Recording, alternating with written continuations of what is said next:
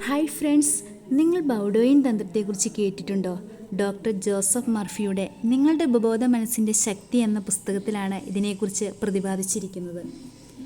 ഫ്രാൻസിലെ റൂസോ ഇൻസ്റ്റിറ്റ്യൂട്ടിലെ പ്രൊഫസറായിരുന്നു Charles Baudouin.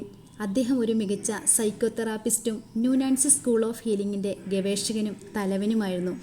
ഉപബോധ മനസ്സിനെ സ്വാധീനിക്കാനുള്ള ഏറ്റവും നല്ല മാർഗം എല്ലാ പ്രയത്നങ്ങളും ഏറ്റവും കുറഞ്ഞ നിലയിലേക്ക് ചുരുക്കി മയക്കം, നിദ്രാവസ്ഥ അല്ലെങ്കിൽ ഉറങ്ങുന്നതിന് സമാനമായ സ്ഥിതി എന്നിവയിലേക്ക് പ്രവേശിക്കുകയാണ് എന്ന് അദ്ദേഹം 1910 പഠിപ്പിച്ചു.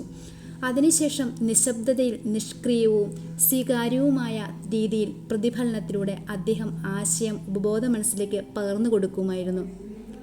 ഇനി പറയുന്നവയാണ് അദ്ദേഹത്തിൻ്റെ സൂത്രവാക്യം: ഉപബോധ മനസ്സിലേക്കുള്ള പ്രവേശനം. ഇത് ആർജിക്കാനുള്ള ഒരു ലളിതമായ മാർഗം നിർദ്ദേശത്തിൻ്റെ വിഷയത്തെ സംഗ്രഹിച്ച് ആ ആശയത്തെ ഒരു ഹ്രസ്വവാക്യത്തിൽ ചുരുക്കി ഓർമ്മയിൽ കൊത്തിവെക്കാൻ പറ്റുന്ന പാകത്തിനാക്കി ഒരു താരാട്ടുപോലെ വീണ്ടും വീണ്ടും ആവർത്തിക്കുക. കുറച്ച് വർഷങ്ങൾക്ക് മുമ്പ് ലോസ് ഏഞ്ചലസിലെ ഒരു യുവതി ഒരു വിൽപ്പത്രം സംബന്ധിച്ചുള്ള വിഷയത്തിൽ നീണ്ട വേദനാപൂർവമായ കുടുംബ വ്യവഹാരത്തിൽ ഏർപ്പെട്ടിരുന്നു.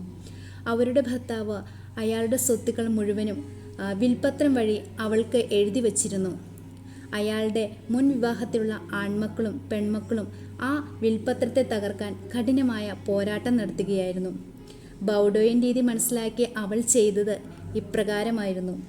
ഒരു ചാരി കസേരയിൽ കിടന്ന് ശരീരത്തിന് വിശ്രമം നൽകി നിദ്രാവസ്ഥയിലേക്ക് പ്രവേശിച്ച് നിർദ്ദേശിച്ചതുപോലെ അവളുടെ ആശയം 6 വാക്കുകളുള്ള ഒരു വാക്യത്തിലേക്ക് ചുരുക്കി മനസ്സിൽ എളുപ്പത്തിൽ കൊത്തിവെക്കാൻ പറ്റുന്ന വിധത്തിൽ ആക്കി. ഇത് ദൈവിക ക്രമത്തിൽ പൂർത്തീകരിച്ചിരിക്കുന്നു. ഈ വാക്കുകൾക്ക് അവൾക്കുള്ള പ്രാധാന്യം കാരണം അവളുടെ ഉപബോധ മനസ്സിലൂടെ പ്രവർത്തിക്കുന്ന അനന്തമായ ബുദ്ധി യോജിപ്പിൻ്റെ തത്വത്തിലൂടെ യോജിപ്പുള്ള ക്രമീകരണം കൊണ്ടുവന്നിരിക്കും. അവൾ ഓരോ രാത്രിയും ഏകദേശം 10 ദിവസത്തേക്ക് ഈ നടപടിക്രമം തുടർന്നു.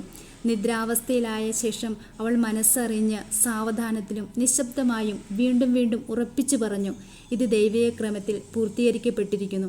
അതിനുശേഷം ആന്തരിക സമാധാനവും ശരീര വ്യാപകവുമായ പ്രശാന്തതയും അനുഭവിച്ച് അവൾ ഗാഢവും സാധാരണവുമായ ഉറക്കത്തിലേക്ക് പ്രവേശിക്കുമായിരുന്നു.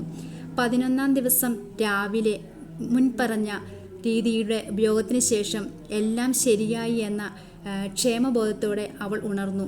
ആ ദിവസം തന്നെ അവളുടെ അഭിഭാഷകൻ അവളെ വിളിച്ച് എതിർ അഭിഭാഷകനും അയാളുടെ കക്ഷികളും രമ്യതയിലെത്താൻ തയ്യാറാണെന്ന് അറിയിച്ചു. തുടർന്ന് ഒരു യോജിപ്പുള്ള കരാറിലെത്തി നിയമ നടപടികൾ നിർത്തിവെച്ചു. തീർച്ചയായും ബൗഡോയിൻ തന്ത്രത്തിലൂടെ നിങ്ങൾക്കും നിങ്ങളുടെ ആഗ്രഹം ചെറിയ ഹ്രസ്വവാക്യത്തിൽ ചുരുക്കി ഓർമ്മയിൽ കുത്തിവെക്കാൻ പറ്റുന്ന പാകത്തിലാക്കി ഒരു താരാട്ടുപോലെ വീണ്ടും വീണ്ടും ആവർത്തിക്കുക. നിങ്ങളുടെ എല്ലാ ആഗ്രഹങ്ങളും സാധിക്കട്ടെ എന്ന് പ്രാർത്ഥിച്ചുകൊണ്ട് നിർത്തുന്നു. അതുപോലെ തന്നെ നിങ്ങൾ ആദ്യമായിട്ടാണ് ഈ ചാനൽ കാണുന്നതെങ്കിൽ സബ്സ്ക്രൈബ് ചെയ്യുക, ലൈക്ക് ചെയ്യുക, ഷെയർ ചെയ്യുക. അടുത്ത വീഡിയോയിൽ വീണ്ടും കാണാം. Thank you so much.